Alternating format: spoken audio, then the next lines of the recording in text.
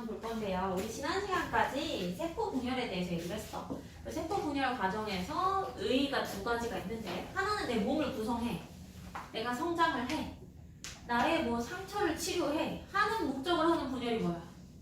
체세포. 체세포고요. 몸체자 써서 몸을 구성하는 세포를 만들기 위해 세포와 세포가 나눠지는 단계를 세세포 분열이라 한댔어. 근데 똑같이 분열하는데 얘는 내 몸 바깥으로 나가서 다른 개체를 다시 만들기 위한 목적이야. 감수 분열이라고 하고 뜻으로는 생식세포 분열이라고 얘기를 하죠.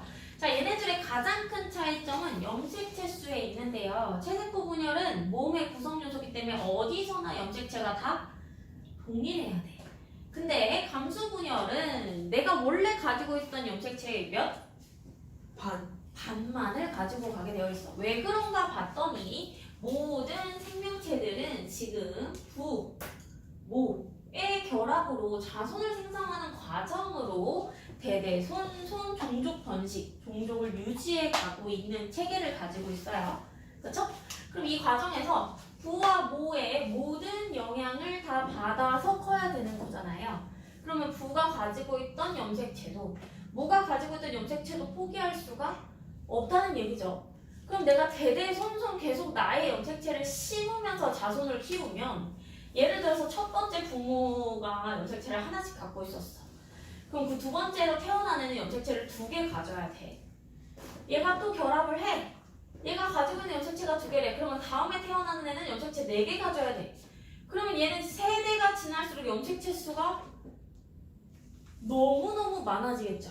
그쵸? 그러면 세포 분열을 하기 위해 준비되어 있는 그 세포 안의 염색체 수도 너무너무 많으니까 점점 체계가 복잡해지고 다른 종이 되어버릴 수 있다. 왜? 염색체의 기본적인 능력은 유전 정보를 저장함에 있어요. 내가 어떻게 살아갈 것인지 나의 모양이나 체계를 정보로서 저장하는 역할을 하고 있는 건데, 그 정보가 하나에서 4개까지만 와도 벌써 얘랑 얘의 정보가 같은 종족이라고 보기엔 이쪽이 훨씬 더 많은 정보를 가지게 되었죠. 이런 건 같은 종이 되지 못한다라고 해서 우리는 각각 부모로부터 절반씩을 받아 다시 완전체인 하나를 만드는 과정으로 유전이 이루어진다 얘기를 했어. 자, 그래서 우리 사람에 대해서 예를 들어보면 사람은요 총 몇 개의 염색체를 가지고 있대요? 23살. 23쌍이니까 몇 개? 46개. 그죠? 46개의 염색체를 가지고 있어요. 그러면 내가 자손을 만들 때는 46개 중에서 절반만을 보낸다라는 얘기죠. 왜 그런가 봤더니 사실 나도 부모가 있어요. 내가 만들어질 때도 부모한테 반씩 받아온 거야. 그러니까 머리 하나를 결정하는데도 엄마 아빠가 다 관여를 했을 거 아니야. 그렇지? 그럼 난 머리카락에 대한 염색체가 엄마 것도 아빠 것도 가지고 있는데 하나만 발현되고 있을 뿐이지 가지고는 있는 거야. 그럼 어쨌든 내가 2개 가지고 있어도 하나 발현시킬 거면 2개를 꼭 다 전달할 필요가 없다는 얘기가 되는 거죠. 사람이 사는데 사실상 2개를 다 가질 필요는 없어. 다만 나를 구성할 때 2개를 가지고 와서 그거에 대한 연관작용으로 하나를 발현시키고 있을 뿐인 거죠. 그러면 내가 가진 거 2개 중에서 하나씩만을 가져다가 23개 줄게. 너도 23개 줘 하면 다시 46개를 가진 완전체인 아기가 태어난다 라는 과정으로 자손을 만들고 있어요. 자, 이 과정을 이제 누가 이렇게 명확하게 지었냐? 그게 바로 요 아저씨예요. 랜드. 이 사람이 정보를 전달하는 과정에서 무엇의 유전자가 어떻게 관여했는지, 왜 유전자는 이런 식으로 움직일 수밖에 없었는지를 실험적으로 증명한 사람이에요. 그럼 이 사람이 실험으로 증명했던 이론이 무엇이 있는지 실험과 이론을 같이 기억하는 게 이 단원의 핵심이라고 볼 수 있겠죠. 자, 일단은 이 체계는요, 사람에 대한 체계예요.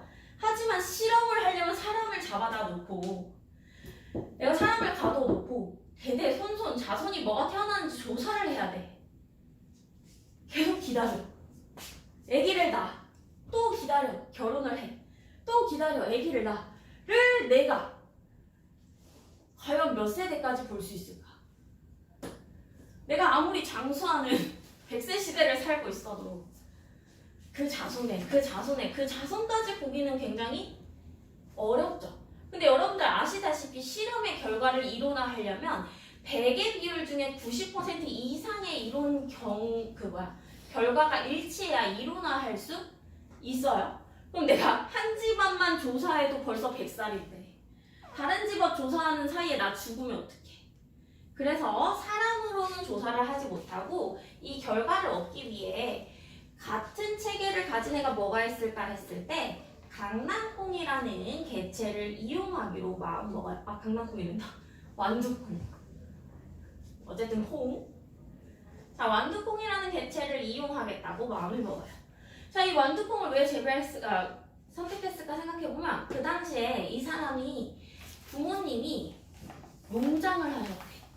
농장 일을 도와주다가 유레카, 띵와 아이디어를 얻은 거야. 왜? 완두콩을 재배를 하다 보니까 한 번 자손을 낳으면 완두콩이 막 수백 개씩 열려. 그 수백 개 가져다가 다시 심으면 또 수백 개가 또 자라. 근데 심지어 그 시기가 짧아. 계절 하나만 버티면 수확을 해볼 수가 있어. 그러니까 내가 정보를 얻기에 더 많은 양의 정보를 단시간에 빠르게 원하는 식으로 얻을 수가 있더라는 얘기야. 그래서 첫째, 완두콩은요 재배 기간이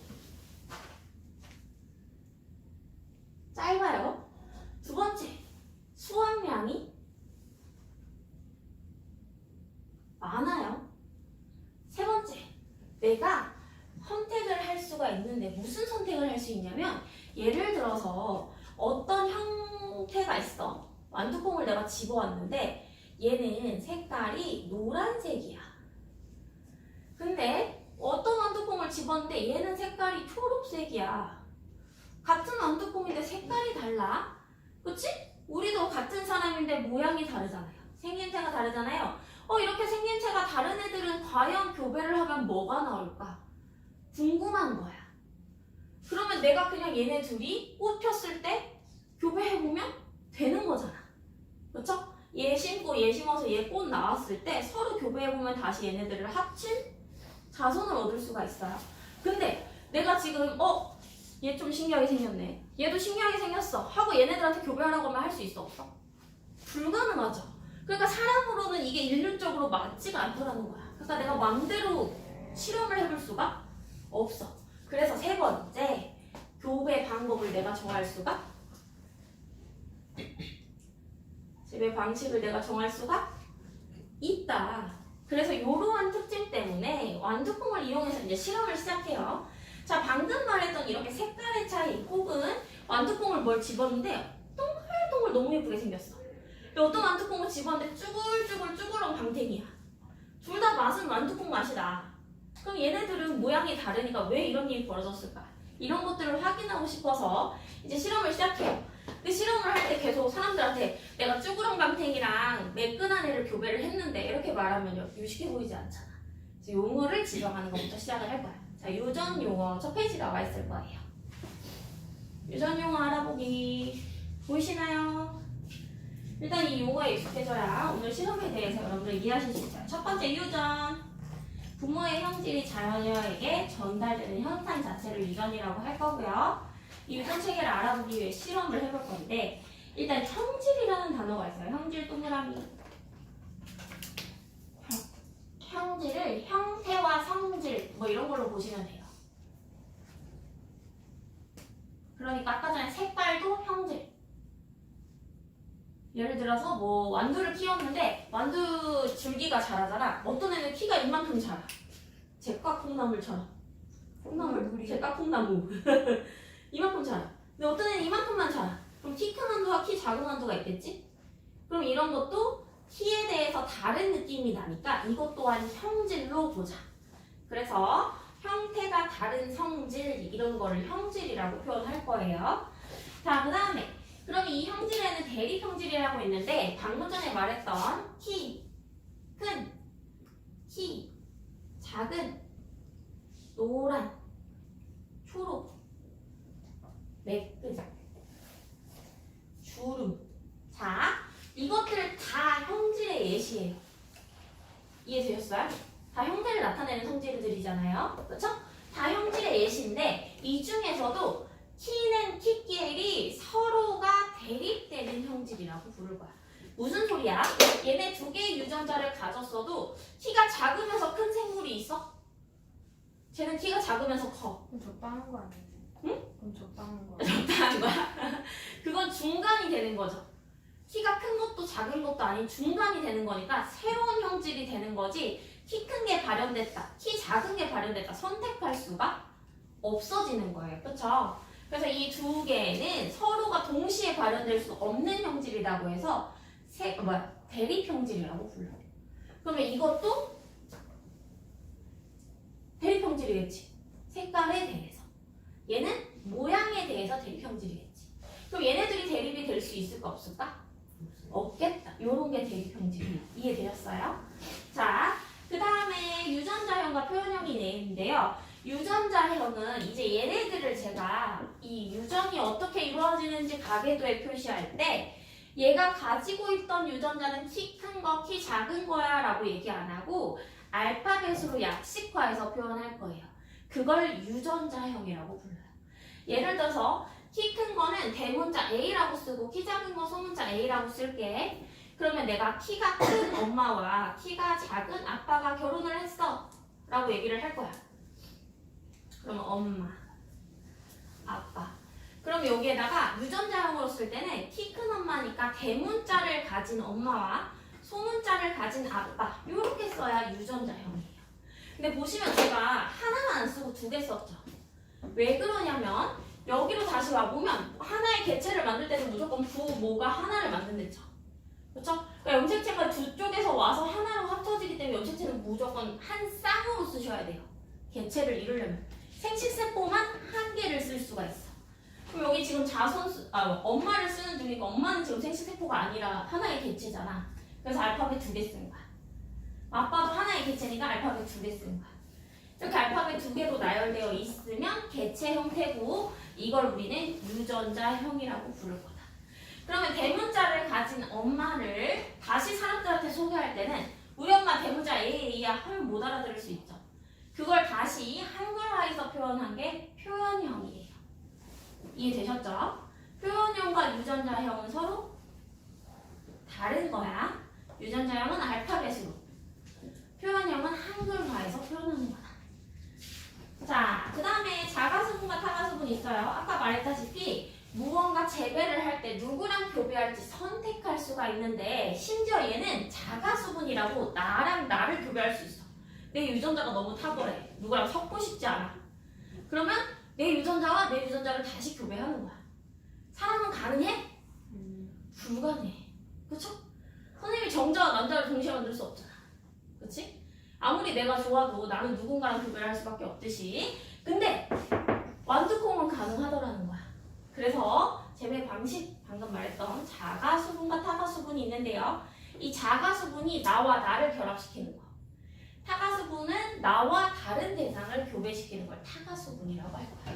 그럼 지금 키 큰 아빠와 키 큰 엄마, 키 작은 아빠와 키 큰 엄마는 자가수분이야 타가수분이야? 타가수분이겠죠. 왜? 키 큰, 키 작은 같은 알파벳일 수 없어요. 같은 염색체일 수 없어요. 염색체가 다르면 동일 개체일 수 없다. 같은 몸에는 같은 염색체를 갖도록 체세포 분열로 배웠잖아요. 자, 그래서 얘네들은 타가수분이야. 그럼 이제 수분을 일으키면 이 중에서 염색체를 만들 때는 반띵해서 가져간댔죠. 그럼 두 개의 염색체 중에 하나만 전달할 거예요. 그러면 얘는 어차피 대문자 두 개 갖고 있으니까 만들 때 뭐 만들 수 있어요? 염색체를 대문자 A 두 개 갖고 있어. 생식세포 만들 때는 하나만 전달할 거라며. 그러면 선택할 것도 없이 그냥 대문자 A 주겠죠. 얘는 뭐 줄 수 있어? 소문자 A 줄 수 있죠. 이렇게 결합해서 나오는 이래는 대문자와 소문자를 다 가지고 있겠네. 자, 이게 바로 그 밑에 있는 순종과 잡종이에요. 순종은 알파벳의 종류로 유전자형으로 봤을 때 동일한 형태만 가지고 있어요. 순종이야. 이것도 순종이야. 소문자인 순종인 거지. 근데 얘는 뭘까? 대문자와 소문자가 다 들어있네. 이러면 잡종이 되는 거야. 이해됐어? 이해됐어? 그래서 여러분들 순종과 잡종을 구분하는 방식에 앞으로 저 알파벳 유전자형을 이용할 건데요. 예를 들어서 제가 대문자 A를 가진 사람과 대문자 A, 소문자 A 가진 사람을 교배해서 자손을 낳을 거야. 자, 자손을 낳을 거야. 잘 따라와야 돼. 여러분들이 낳을 수 있는 가지수를 찾아볼 거예요. 이제 중등 개념을 선행하셨다면 경우의 수라고 하죠. 또는 초등과정에서는 선택하는 방법의 수라고 할 거예요. 자, 여기에서 만들 수 있는 생식세포 뭐 만들 수 있어요? 무슨 A? 대문자 A. 대문자 A 만들 수 있어요. 얘는 대문자랑 대문자. 대문자 아니면 소문자 만들 수 있죠. 네. 자, 얘네가 자손을 만들 때는요. 얘는 무조건 대문자밖에 못 줘요. 그쵸? 그럼 얘가 만든 대문자, 얘한테는 선택할 수 있죠. 그럼 얘한테 받은 대문자를 주거나 혹은 얘는 대문자를 줬는데 얘는 소문자를 주거나가 가능하죠. 자, 그럼 얘는 경우의 수가 몇 가지 나와요? 두 가지의 경우의 수가 나와요. 이때 얘는 순종이에요, 잡종이에요? 순종. 순종. 대문자밖에 없으니까. 얘는 순종이에요, 잡종이에요? 잡종. 잡종. 그럼 순종의 자손을 낳을 확률은 2분의 1이다. 이런 식으로 문제가 나오는 단원이라고 생각하시면 돼요. 약간 느낌이 오시나요? 자, 그래서 이런 걸 하려면 이 용어들을 다 기억하고 있어야 된다. 근데 심지어 얘들아 대립형질 배울 때 제가 키큰 키장원으로 계속 설명했지만 얘네도 대립이 될 수 있댔죠. 그러면 우리 엄마는 키가 크면서 노란색이야. 우리 아빠는 키가 작으면서 초록색이야로 갑자기 문제가 한 단계 올라갈 수 있어요. 이러면 이제 키 큰과 노란은 서로 다른 형질이죠. 아예 다른 형질이지 대립 형질이 아니야. 다른 형질이면 알파벳을 다른 걸 쓸 거예요. 하지만 얘네들은 대립 형질이죠. 싸워야 되는 경우에는 같은 종류의 알파벳인데 대와 소를 써요. 그럼 얘는 소문자를 쓸게요. 자, 얘 뭐라고 써야 돼? 이게 A. 다 A야. 다 A야. 대문자. 대문자 A. 대문자. 대문자 A, 대문자 B. 대문자. 대문자 B, 대문자 B. 그럼 여기는 소문자 A, 소문자 A, 소문자 B, 소문자 B. 가 되는 거야. 이것 또한 A로 순종, B로 순종, 순종끼리 결합이니까 전체 순종이에요. 이것 또한 순종, 순종이니까 순종이에요. 근데 제가 만약에 이렇게 썼어요. 이거 순종이게, 잡종이게. 잡종이요. 그렇죠? 양쪽 형질에 대해서 하나라도 잡종이 포함되어 있으면 전체는 잡종으로 보셔야 돼요. 이해되셨어요? 그래서 이렇게 순종과 잡종이라는 용어를 쓰게 되어 있다. 거기 예시로 이미 알파벳으로 나와 있는 거 볼 수 있어요. 자, 이제 멘델이 밝힌 유전 원리로 넘어가 볼게요. 완두가 유전 실험의 재료로 적합한 까닭 별표. 기르기도 쉽고요, 세대도 짧고요, 자손의 수가 많아요. 그 다음에 대립 형질. 누가 노란색이냐 초록색이냐 구분하기 너무 뚜렷하다라는 얘기예요. 하지만 사람은 얘 쌍꺼풀일까 외꺼풀일까 구분하는 것도 쉽지 않아. 분명히 얘 외꺼풀, 쌍꺼풀이 없는 애인 줄 알았는데 갑자기 1교시 지나고 보니까 쌍꺼풀이 진해졌어. 뭐야? 쌍꺼풀이 있는 애인 거야 없는 애인 거야? 구분이 어렵죠? 그렇죠? 그래서 완두콩이 대립 형질이 뚜렷해서 더 좋았고요. 자가냐 타가냐 의도한 대로 교배할 수 있어서 좋았다. 그럼 반대로 말하면 사람을 유전 실험에 이용하기 어려웠던 까닭은 이거에 다 정반대를 고르시면 되겠죠. 세대가 길었고 수분 형태를 고르기 어렵고 형질이 뚜렷하지 않으며 이런 것들을 골라주시면 된다는 거예요. 이해되셨죠? 자, 그래서 첫 번째 한 쌍의 대립 형질 유전 먼저 볼 거예요. 한 쌍의 대립 형질이면 얘들아 색깔이면 색깔, 모양이면 모양, 크기면 크기 이런 식으로 하나의 세트만 골라서 보겠다는 거야. 첫 번째는. 그러니까 내가 키 큰 거, 키 작은 것만 가지고 볼 건데 거기에 노란색과 초록색 섞여 있을 수 있는 거야. 그렇지만 고려해 안 해? 안 해. 색깔이나 다른 거 고려 안 하고 하나의 형질만 보겠다 하는 거기 때문에 여러분들이 나중에 뒤에 가서는 선생님 두 개를 다 고려하는데 여기는 왜 자꾸 하나만 봐요? 물어보시면 절대로 안 돼요. 자, 첫 번째 비교해 볼게요.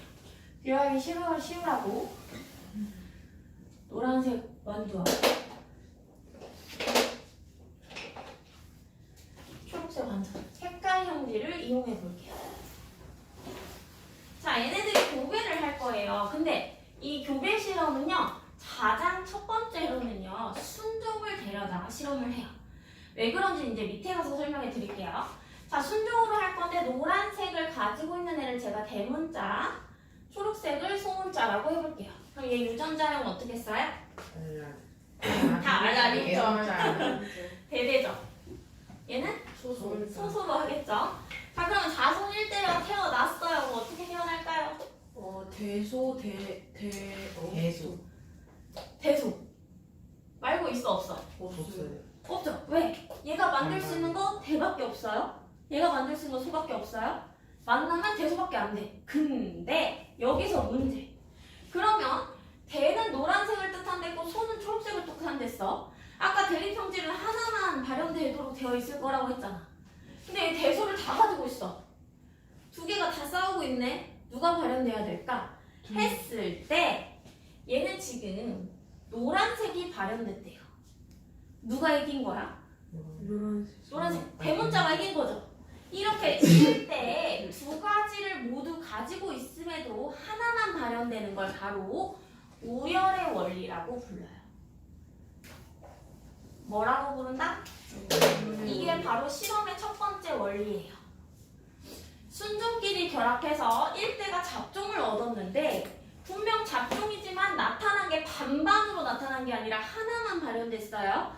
이런 경우에 발현된 애가 우성, 발현되지 않은 애가 열성이라고 표현하겠다는 원리. 선생님 그러면 그런 것도 있어요. 노란색이랑 뭔가 빨간색이랑 파란색이 있어서 둘 다 갑자기 보라색이 되거나 그런 건 없나요? 그런 걸 중간 유전이라고 해서 유전의 예외로 빼요. 보통 대부분은 우열의 원리를 따라요. 두 개를 줬지만 하나만 발현되는 걸 따르는데 종종 예를 들면 혈액형 같은 거 있어. A형과 B형을 모두 받았는데 A, B형이 돼버리는 거지. A형만 발현되거나 B형만 발현되는 게 아니라 A, B형을 모두 발현시키는 거죠. 이런 경우를 중간 단계의 유전이라고 해서 따로 빼서 배워요. 지금은 대체로 따르고 있는 가장 많은 부분의 유전 확률을 보는 거고요. 그래서 우열의 원리를 따질 수 있는 건 잡종 1대에서 발현되는 걸 따져야 돼. 그러니까 여러분들이 문제를 풀다가 여기가 무슨 색인지를 봐야 누가 우성인지를 알 수 있다가 되는 거지. 그럼 내가 만약에 여기에 매끈한 완두와 쪼글쪼글 완두를 순종으로 가지고 왔어. 자, 결합시켰어. 다음 때에 내가 이렇게 그렸어. 누가 우성이야? 대문자가 우성이었다는 걸 알 수 있다. 왜? 위에가 순종이었는데 분명 얘는 대소를 다 가지고 있을 거 아니야. 그럼에도 매끈하게 나왔다는 거, 매끈한 게 우성이겠다. 이렇게 풀겠다는 거야. 자, 추가로 이 실험에서는요, 분명 한 쌍으로 실험을 하고 있지만 두 가지 원리를 확인해 볼 수 있어요. 그래서 자, 우열의 원리를 따지고 나서 보니까 그럼 얘는 잡종이 됐어. 내가 이 잡종을 가져다가 자가수분할 거야. 자가수분이 뭐야? 나와 동일한 개체랑 수분하는 거죠. 그러면 대소 수분할 거예요. 뭐가 태어날 수 있을까요? 라고 물어봤을 때 여러분들이 이제 생각을 하겠죠. 얘가 생식세포 만들면 쪼개질 수 있으니까 대 아니면 소를 줄 수 있어. 얘도 그럼 똑같은 애니까 대 아니면 소를 줄 수 있어. 그럼 첫 번째 자손으로 만들 수 있는 게 뭐가 있어? 대를 만들 수 있어. 또 소소를 만들 수 있어. 또 대소를 만들 수 있어. 또는 대에서 소를 줬으면 소에서 대를 줄 수도 있죠. 하지만 얘네 둘은 결과가 어쨌든 같죠. 그래서 경우의 수로는 4가지지만 총 방법으로 나온 표현형의 수는 몇 가지일까? 이어야 할 텐데 여기서 이제 문제가 발생해요. 자, 표현형 찾으러 가볼게요. 얘 대대 가지고 있으면은 노란색이야, 초록색이야? 노란색이야. 얘는? 얘 초록색이야. 얘는? 얘 노란색이야. 얘는? 노란색이야. 표현형 몇 가지 나왔어? 표현형은 2가지밖에 나오지 않았어요. 왜 그래? 우열의 원리. 우열의 원리를 따지기 때문에 표현형에서는 우성과 열성 발현 두 가지로만 표현을 하기 때문에 그렇다라는 걸 알 수 있어요. 자, 그럼 우열의 원리에 따라서 표현형 B를 써볼게요. 표현형 B. 자, 표현형 B를 나타내봤더니 노란색인 애와 초록색인 애가 몇 대면?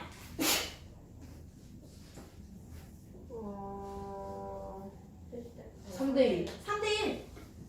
여기다 써야 되는 거야. 여기다 쓰네. 표현형.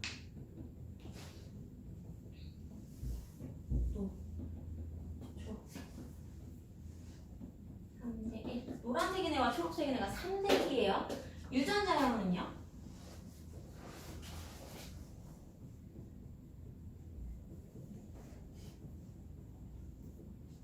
유전자형은 뭐 있었어? 대대 있었고 대와 소가 섞인 거 있었고 소소 있었죠? 몇 대 몇 대면? 1대 2대 1대 2대 1. 어쨌든 전체 가지수 몇 가지? 전체 가지수는 일단 4가지야. 왜? 여기서 만들 수 있는 거 2개가 결합한 4가지여야 되니까. 그치? 자, 이렇게 올 때 여기서 2개가 갈 수 있었던 까닭. 분명 아빠, 엄마가, 내가 가지고 있던 게 대소인데 소가 빠진 애도 있고 대가 빠진 애도 만들 수 있었던 까닭은 뭘까? 라고 생각을 해본 거야. 이거는 이제 생식세포 분열에서 배웠던 걸 잘 기억하고 계셔야 돼요. 자, 생식세포 분열 생각해 보시면요. 전기, 1분열 전기 때 뭐가 만들어져요? 한 개가 더. 이거 뭐야? 이거 뭐야? 이거 해줄게. 염색체. 염색체는 염색체인데 이렇게 생긴 거. 염색 분치. 유전자. DNA. 뭐라고? 비읍이랑 시읍 들어갔어. 이가 염색체. 아, 붙어 있는 거였어요? 이가 내가 지금 분명 감수 1분열 전기라고 얘기했잖아. 저 지금 졸면서 들어가요. 감수 1분열 전기. 이가 염색체. 이가 염색체의 의미가 뭐야? 상동 염색체가 붙은 거요. 서로 붙어 있어. 상동 염색체가 결합했다는데 이 상동 염색체의 의미가 뭐였어? 이거 그러니까 엄마한테 받은 너랑 아빠한테 받은 기능이 같은 염색체들은 상동으로 치겠다는 거였죠. 네. 봐봐, 생각해봐. 지금 색깔에 대해서 염색체를 대든 소든 받아왔을 거 아니야. 엄마든 아빠든한테, 그렇지? 그럼 대가 있는 염색체와 소가 있는 염색체가 한 곳에 다 대와 소를 가질 수가 없다는 거야. 분명 하나는 아빠한테, 하나는 엄마한테 받아야 되는데 엄마 염색체와 아빠 염색체를 내가 짬뽕시킬 수 있어? 없죠. 서로 개별이에요. 그러니까 한쪽은 아빠 거, 한쪽은 엄마 거라면 한쪽에는 대만, 한쪽에는 소만 이렇게 들어갈 수 있다는 거야. 근데 이 상동 염색체가 결합해 있던 애 중기 때 잘리지 않아? 그럼 대와 소가 같이 가, 안 가? 둘이 잘리면 얘네 서로 다른 세포로 들어가는 거야. 그치? 그럼 이렇게 잘려서 딸 세포 처음에 2개 만들 때 하나는 대문자 알 가지고 가고 하나는 소문자 알 가지고 가는 거잖아. 그렇죠? 이러고 나서 다시 얘가 분열할 때 그럼 여기는 소문자 알만 들어가고 여기는 대문자 알만 들어가야 되는 거 아니야? 그러니까 결국 내가 하고 싶은 말은 이 마지막에 만드는 딸 세포 안에 대와 소가 같이 들어갈 수가 있냐는 거야.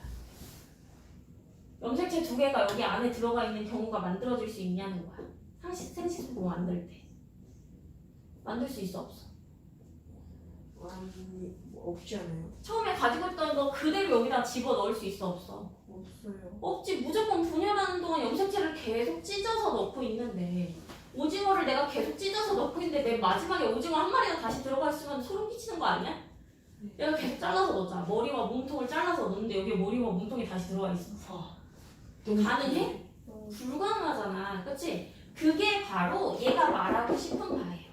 엄마 아빠가 대소를 가지고 있었지만 이 대소는 어차피 같이 움직이지 않을 거예요. 그러니까 대도 소도 만들 수 있다는 거야. 여기서 대소를 잘라놨으니까 여기 있는 대랑 여기 있는 대 만드는 게 가능하다는 거야.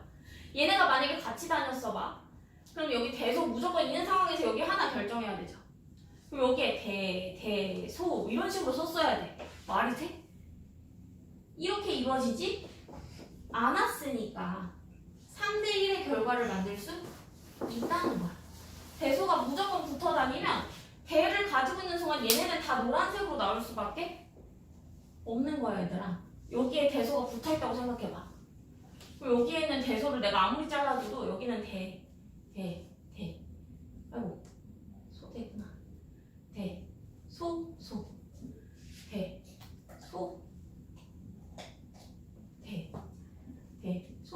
이런 식으로 가야 돼. 근데 대문자가 들어있으면 우열의 원리에 따라서 우성이 무조건 발현될 거라며. 여기 다 노란색만 나와야 되는 거 아니야? 근데 초록색 하나 껴있지.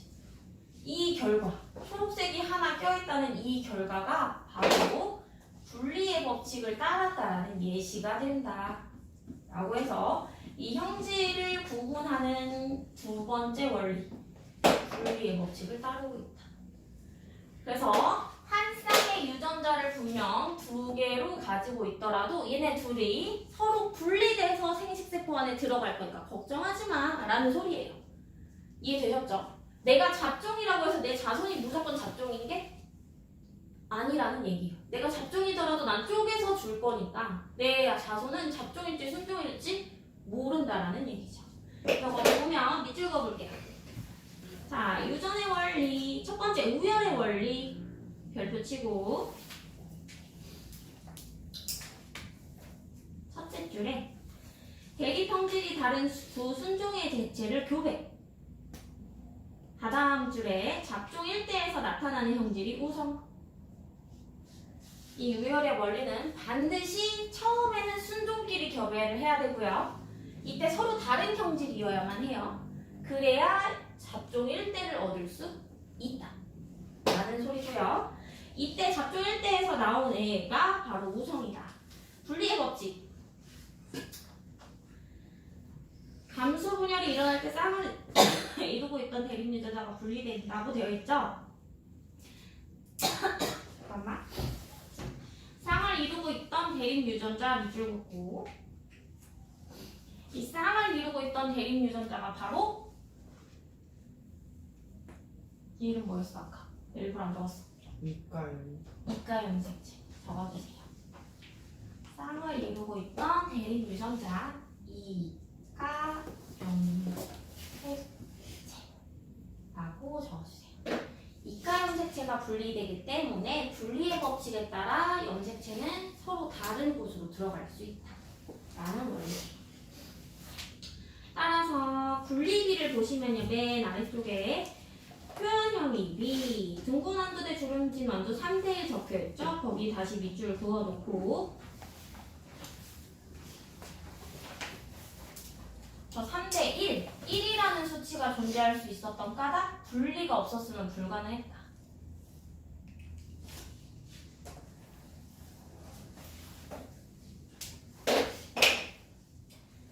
까지 7페이지 풀고 쉴게요.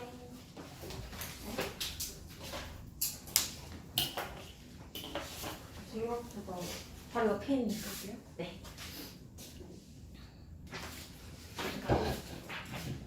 13쪽 첫 번째 밑단부터 읽어볼게요.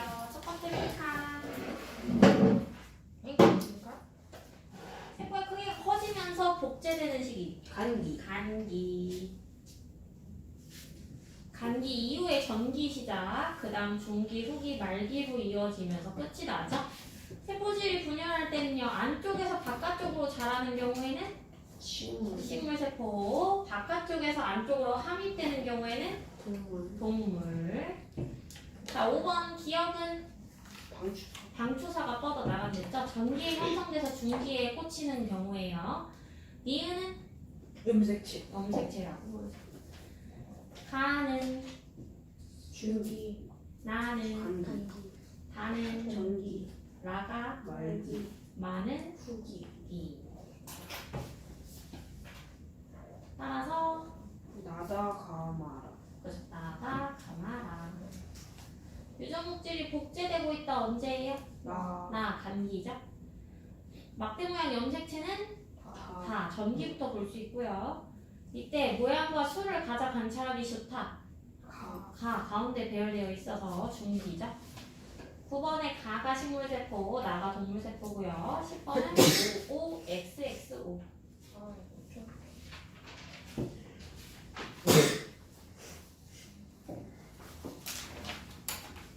15쪽. 자, 생체세포가 만들어질 때 일어나는 세포 분열을 감수분열. 감수 분열이라고 불러요. 이때 등장하는 염색체, 이과요. 이가 염색체로서 상동 염색체가 결합한 게 특징입니다. 감수 1분열, 삼종 염색체. 그렇죠. 상동 염색체 분리. 그러니까 감수 분열에서는 염색체가 분리되는 건 1분열이고요. 염색 분체가 분리되는 게 2분열이에요. 따라서 염색체 수가 줄어들려면 염색체가 분리돼야 되죠. 염색 분체는 둘 다 한 개로 치는 거니까요. 염색체가 분리되는 시기에만 염색체가 반감된다. 따라서 감수 1분열에만 염색체 수가 절반이 된다.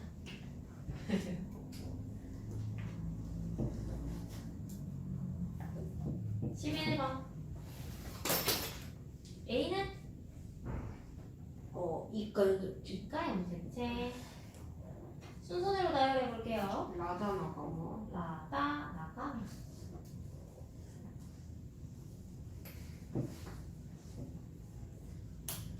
보시면 저 A가 이가 염색체니까 절과 분리되면서 대문자와 소문자가 분리될 수 있는 거겠죠. 13번에 기억. 기억, 리을. 리을, 리을. 디귿. 뭐? 기억, 리을, 디귿. 맞아. 슬래치. 그럼 리을에는 뭐가 반감될까? 위에 그거 염색 유전자 개수였고 DNA가 반감. DNA. 아, DNA. 그러면 디귿은 DNA와 염색체 둘 다 반감되는 거예요. 아셨죠? 디귿과 리을 모두 DNA는 계속 반감되고 있어요. 14번에 XXOO. 체세포 분열부터 할게요. 1회 변화 없다 소개. 감수 분열 2회 절반으로 줄어든다 4개.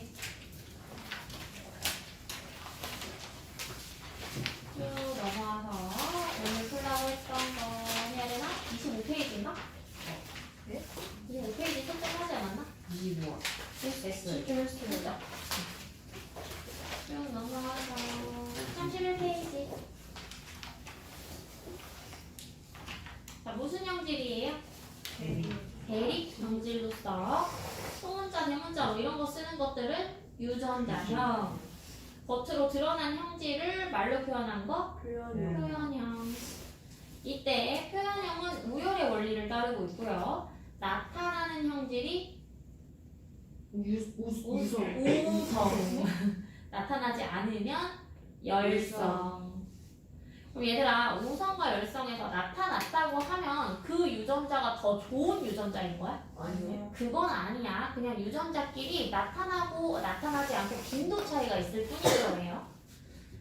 자, 그 다음에 분리의 법칙이고요. 대립 유전자가 분리돼서 들어간다는 원리. 그래서 옆에 잠깐 플러스 강의 보고 올게요.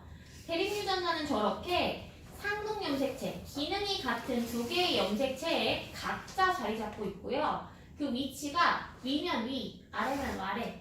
같은 염색체 유전자끼리는 같은 위치에 있어야 된다는 얘기야. 예를 들어서 지금은 염색 분체로 되어 있는 그림이지만 이런 식의 그림으로 나올 수도 있잖아? 그럼 얘네 둘 아빠 엄마한테 받아왔으니까 상동 염색체야. 머리카락에 대해서 예를 들어서 곱슬 유전자와 직모 유전자를 내가 다 받았어. 곱슬 유전자가 여기 붙어 있었으면 직모 유전자도 여기 붙어 있어야 된다는 얘기야. 그래야 얘네 둘이 대립 형질이라는 걸 유전자로서도 비교해 볼 수 있다. 라는 얘기예요. 선생님. 아. 유전자가 이렇게 있는데 유전자가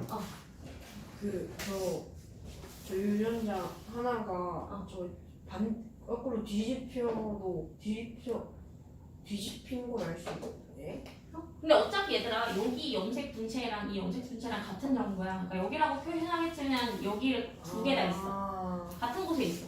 여기 둘 다 있어. 그렇네. 같은 염색 분체이기 때문에. 근데 어쨌든 위에 있는 애가 갑자기 이쪽에서는 아래에 들어갈 수 있다 없다? 없다. 그 얘기인 거야. 위에 있었으면 위에 있는 것끼리 대립 형질. 아래 있었으면 아래끼리 대립 형질이라는 얘기. 그래서 1번 축이 같아. 순정. 다르면 작정. 수술의 꽃가루가 같은 그루면 자가수. 자가수분, 다른 그루면 타가수. 타가수분. 이때 순종인 거 골라주세요. 기억 디귿 비유. 기억 디귿